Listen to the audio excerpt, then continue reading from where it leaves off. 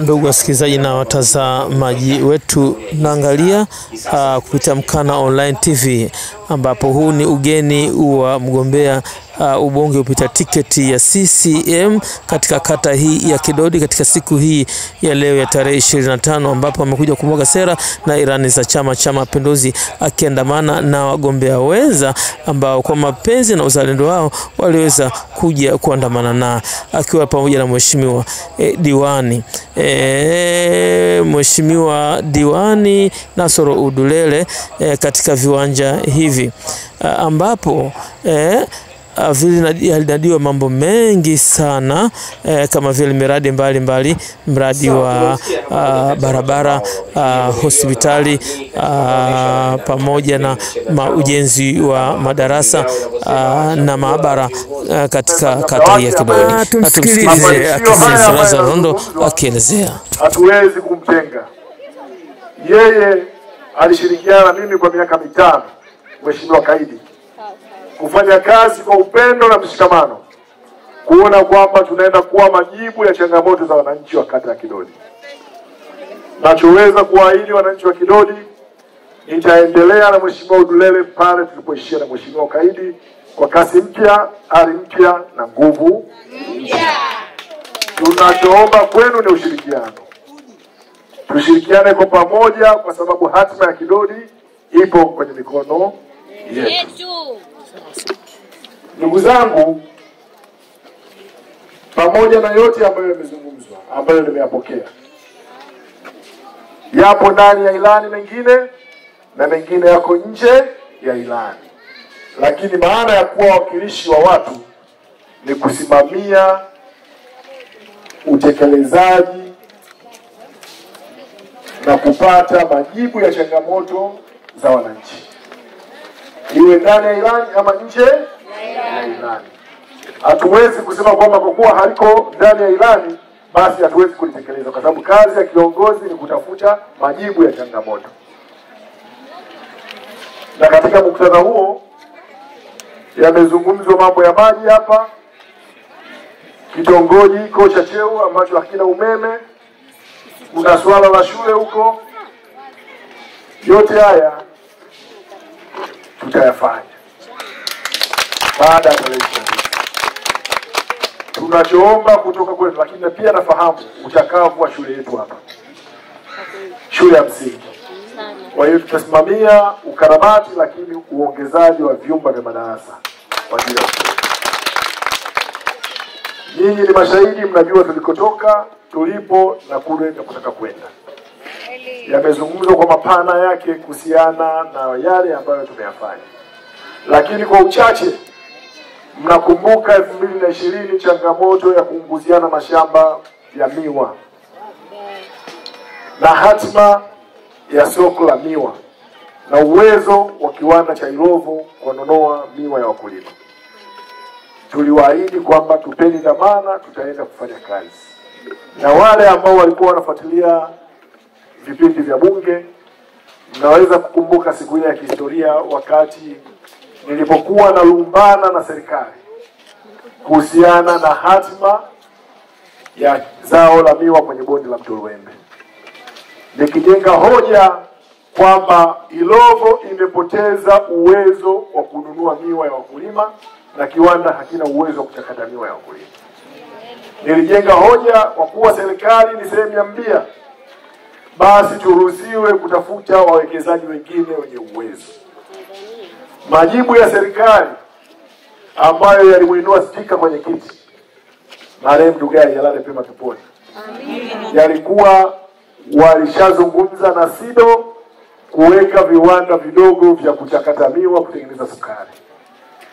Mzee Ndugai alisimama kwenye kiti chake akasema, Mheshimiwa waziri na serikali hamumuelewi Mheshimiwa Londo. Mimi Ndugai nilienda kutafuta kura zake kama mjumbe wa kamati kuu. Wingi wa miwa ile huwezi kuzungumzia suluhu yake, utaipata kwenye viwanda vidogo vya SIDO.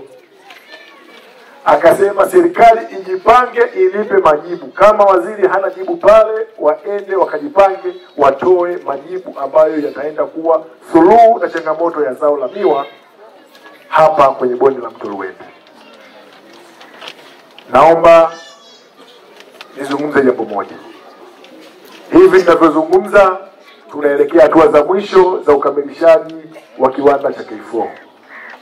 Ukamilishaji ule unaenda kuwa jibu la changamoto ya soko la miwa kwa wakulima wetu wote.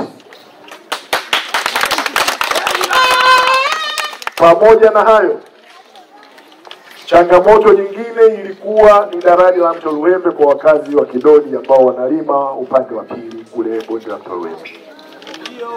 Ujenzi wa daraja lile sio tu umetuhakikishia urahisi wa usafiri, lakini umetupunguzia gharama maradufu za kusafirisha pembejeo, bidhaa na huduma.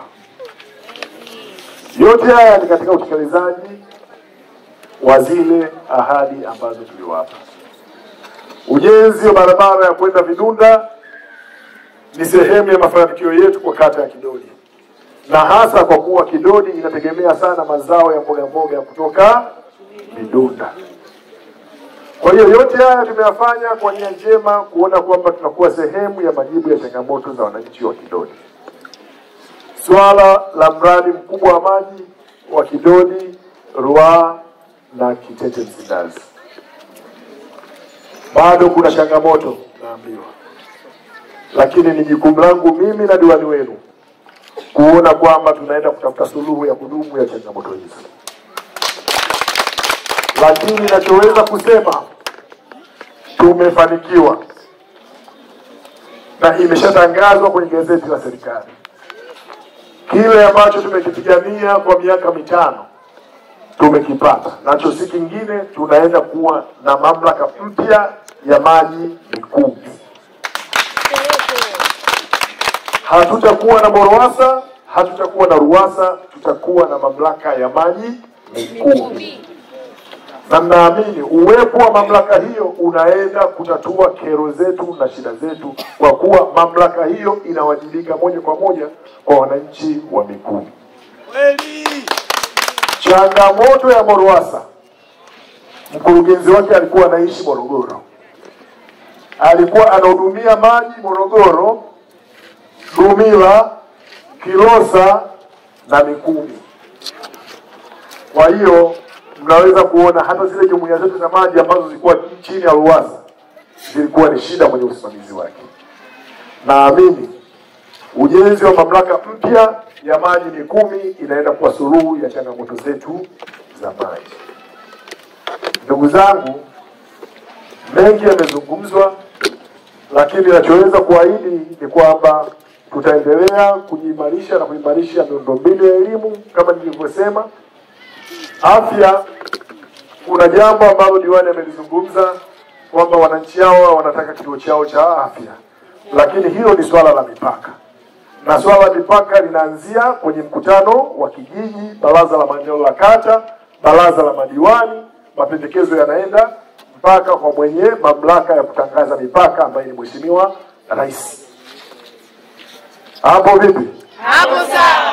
Si aliko ndani ya uwezo wetu, kwa sababu kituo kile ambacho kinaitwa cha afya Kidodi kiko upande wa Ruaha, na mpaka unatangazwa kwenye gazeti la serikali. Maana yake hiyo ni sheria, na mtu ambaye anatengua mipaka hiyo ni rais peke yake, Dr. Samia Suluhu Hassan. Kwa hiyo mchakato wake ni lazima uanzie chini ili ufike huko utakapofika. Lakini hoja zilizotolewa ni nzito na mimi naziunga mkono, kwa sababu huyo anaitwa Chifungwila ni mjomba wake na bibi yangu mzaa mama kabisa.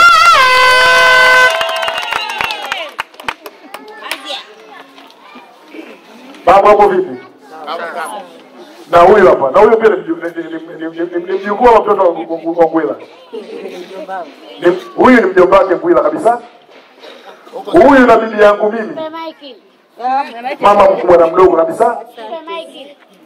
Nimpe maiki. Hii hapa. Ngoja nipe mheshimiwa. Hii hapa nampa hapa. Sisi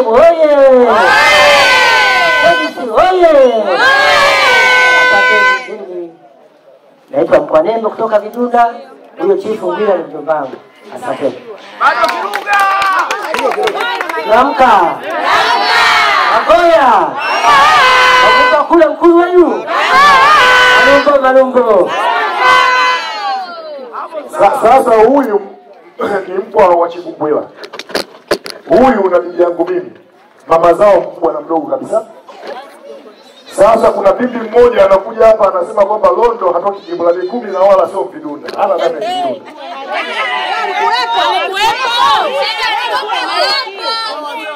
Yeye kaletwa na shemeji yake kutoka huko alikotoka. Kutafuta maisha. Na sasa hivi amepewa ajira, akisimama jukwani kumtukana Londo anapewa 30.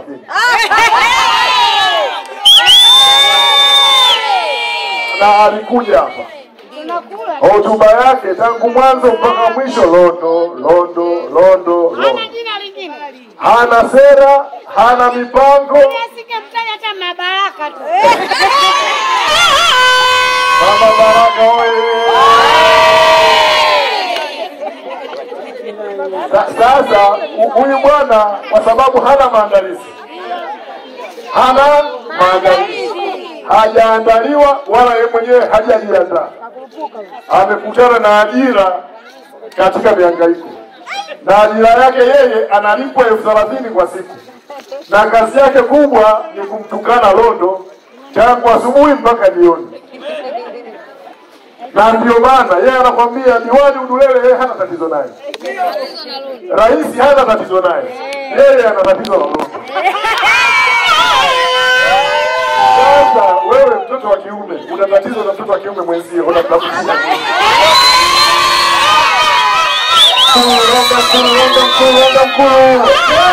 Tena hana haya. Hana aibu. Anasema mimi tatizo langu Londo. Sasa Londo na wewe unakutana wapi? Wewe wapi unakutana? Alafu hilo tatizo msingi wake ni nini? Alafu hilo tatizo limetokea wapi? Nimekwambia nini? Asielewa ni kwamba hiyo michezo sisi wengine huku watu wa baba kwa tujui. Aenda kachezea huko. Mtoto wa kiume anasema Londo hana makazi Mikumi, analala hoteli. Wewe mtoto wa kiume unatafuta nini mpaka ujue Londo atakaa hivi? Londa mkuru.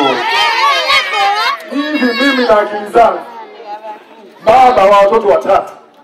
Nawezaje kujua mwanaume mwenzangu analala wapi? Alafu nikijua kwamba analala wapi, then inakuwa nini? Nikijua analala wapi, inaweza kuleta maji tundu. Inaweza kukarabati hivyo. Inaweza kutatua shida zetu za miwa. Yaani mtu mzima bahati mbaya maelekezo aliyopewa hajapewa maelekezo yote maskini ya Mungu. Na kwa kuwa hajui kujiongeza, yeye anachokifikiria akishuka tu akachukua 30. Kwa hiyo matokeo yake anapuyanga hana hoja. Na ndio maana anahoji anasema Londo sio Mvidunda. Sawa, sio Mvidunda. Lakini kwani uvidunda wangu unaweza kukuletea barabara? Ni ubunge ambao wenye nia ya utumishi ndio unaweza kutatua kero ya barabara. Ni ubunge ambao umebeba nia ya kuwatumikia wananchi ndio ambao unaenda kujibu kero zenu za soko la miwa. Ni ubunge ambao umebeba utumishi ndio ambao unaweza kutibu changamoto ambazo tunazo. Lakini ukikuta mtu anazungumzia Londo Mvidunda ama sio Mvidunda, maana yake hana mipango wala sera. Lakini kwa binadamu ambaye ana akili timamu hawezi kujadili rangi ya paka kama ni wa kijivu ama mweusi. La msingi anakamata panya. Ukikuta watu wazima wanajadiliana yupi mzuri, mweusi mpaka mweusi, mweupe au kijivu, maana yake mchawi paka kadimu. Mchawi paka sasa yule ametumwa tu kwa sababu ya 30 akishuka kutoka kuzungumza. Kwa hiyo mimi nawaambia kitu kimoja. Lengo lao hawa milikimo ni kututoa kwenye ajenda yetu. Hawajui tulikotokea, hawajui tulipo, hawajui tunakotaka kwenda. Na ndio maana leo anaweza kufikiri kuitwa tu mgombea ubunge kwake hiyo ni kiki. Yaani hiyo ni sawasawa na usi alikupandishwa cheo kuomba mambo mwenyewe msaidizi.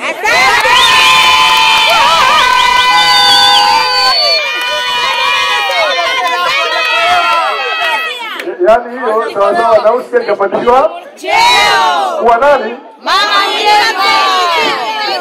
Hapo vipi? Hapo vipi? Hawafanyi kwa bahati mbaya wanayofanya. Lengo lao ni kututoa kwenye reli. Lakini kwa bahati mbaya hapa mbuzi kafia kwa mbuzi sumu. Hawatutoi kwenye reli kwa sababu hatuna mahali pengine pa kwenda. Tuna ajenda ya kudumu na yenyewe ni kuleta maendeleo kwa watu wetu.